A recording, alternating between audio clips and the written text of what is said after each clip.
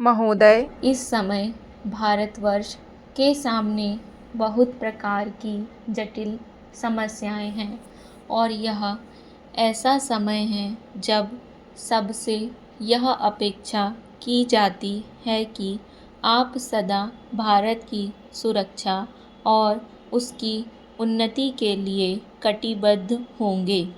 आपको मालूम ही है कि जब से यह प्रश्न हमारे सामने आया है कि भाषा के आधार पर देश के विभिन्न भागों का पुनर्गठन किया जाए, तब से देश में बहुत प्रकार के आंदोलन उठ खड़े हुए हैं।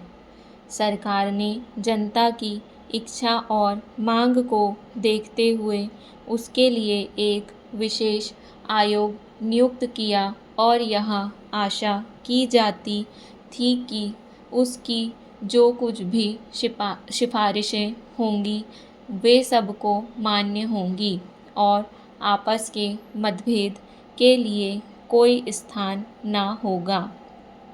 इस संबंध में सरकार ने जो भी निर्णय किए उनमें से अधिकांश निर्णय सर्वसम्मति से ही हुए हैं, परंतु दुख की बात है कि एक दो स्थानों पर मतभेदों ने एक ऐसा रूप ले लिया जो देश के लिए वांछनीय नहीं हो सकता। दुर्भाग्यवश आपका यह क्षेत्र भी उन क्षेत्रों में से एक है। मुझे इस बात की बहुत प्रसन्नता है कि आपने भारत सरकार के साथ सदा सहयोग करने और उसे हर प्रकार से उसके निर्णय को मानकर देश के सुगठित प्रशासन में हाथ बटाने का विश्वास दिलाया है। जब किसी देश के सामने बड़े बड़े प्रश्न उपस्थित होते हैं तो उनमें से कुछ बातों पर मतभेद हो जाना स्वाभाविक ही है।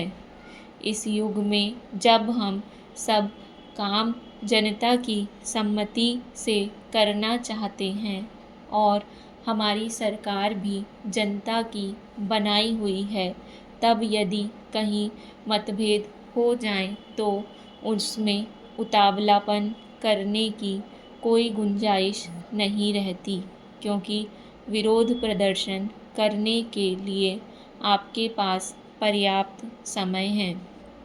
परंतु एक चीज़ जो हम सबको भली भांति जान लेनी चाहिए और जिसके संबंध में किसी प्रकार के मतभेद की गुंजाइश नहीं होनी चाहिए, वह यह है कि चाहे सारे मतभेद कितने ही अधिक क्यों ना हों, उनको सुलझाने का एक ही उपाय है और वह उपाय यह है कि इस संबंध में निर्णय आपस में बातचीत करके तथा एक दूसरे को समझा बुझाकर किए जाएं, डंडे और पत्थरों से नहीं। हमने अंग्रेज़ों के विरुद्ध भी, जिन्होंने इस देश को 200 वर्षों तक अपने अधीन रखा, डंडे और पत्थर उठाना गलत समझा और नहीं उठाया। महोदय, तो क्या आपस के छोटे मोटे झगड़ों के लिए हम डंडे और पत्थरों का उपयोग करेंगे और एक दूसरे की भावना, उनकी प्रसन्नता और उनके विचारों का ध्यान नहीं रखेंगे? मैं जानता हूँ कि जिस समय इस योजना के विषय में विचार हो रहा था और रुपए पैसे की कमी के कारण कुछ लोगों को इस बात का संदेह था कि इसको किया जाए या नहीं, उस समय राजस्थान और मध्य भारत ने करोड़ों रुपए जमा करके अपना उत्साह प्रदर्शित किया। इससे लोगों में केवल उत्साह को ही प्रोत्साहन प्राप्त नहीं हुआ, बल्कि उनमें सहयोग की भावना का भी विकास हुआ, क्योंकि इतना बड़ा काम यदि ऐसी भावना पर नहीं तो और किस भरोसे पर हाथ में लिया जा सकता था। मैं चाहता हूँ कि आप में से प्रत्येक इस काम को अपना काम समझे और इसमें यथाशक्ति सहायता करे और इसको पूरा करा दे।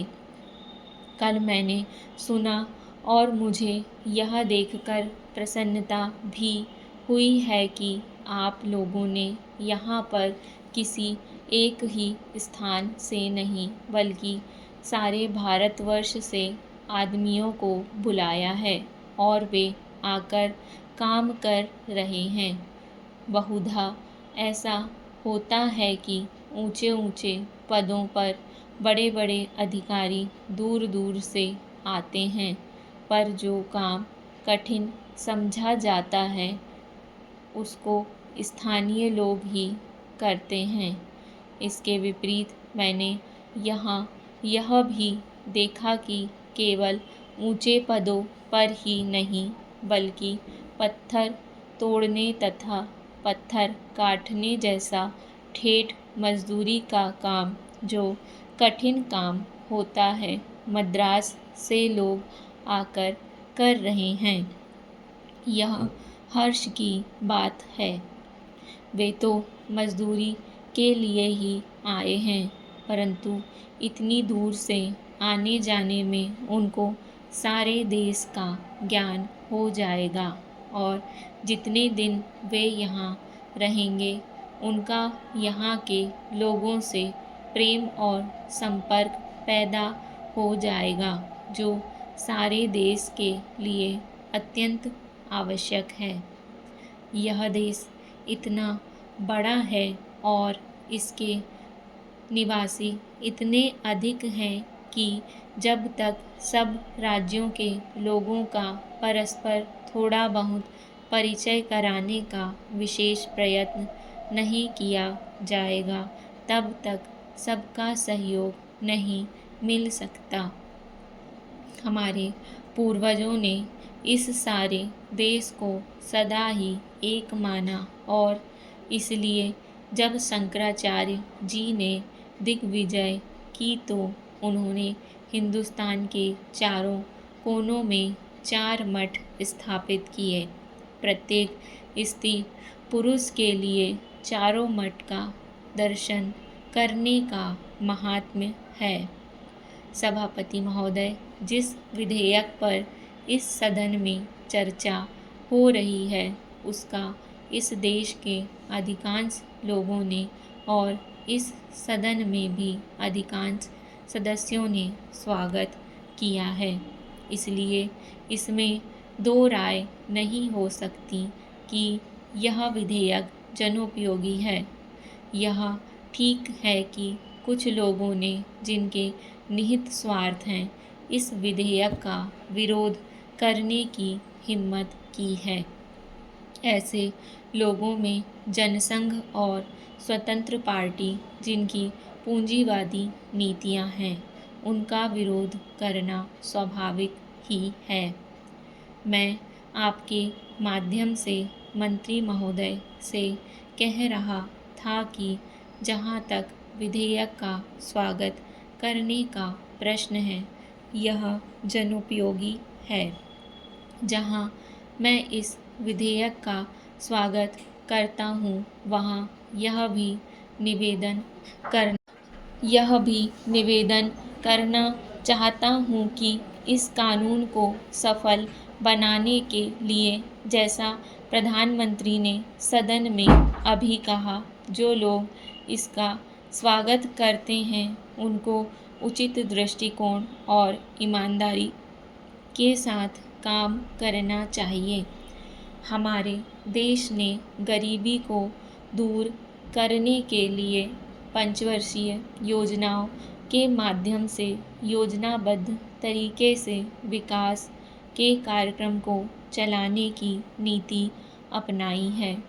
विधेयक के सिलसिले में जहां यह विरोध किया जाता है कि इस विधेयक से एक तानाशाही पैदा होगी, अधिनायकवाद होगा, वहाँ मैं यह निवेदन करना चाहता हूँ कि यह विधेयक उन लोगों पर जो पूंजीवाद के जरिए से, एकाधिकार के जरिए से हम पर नियंत्रण रखना चाहते थे और जिनकी पूंजी इस विधेयक के अभाव में बैंकों के माध्यम से बराबर बढ़ती जा रही थी, रोक लगाता है।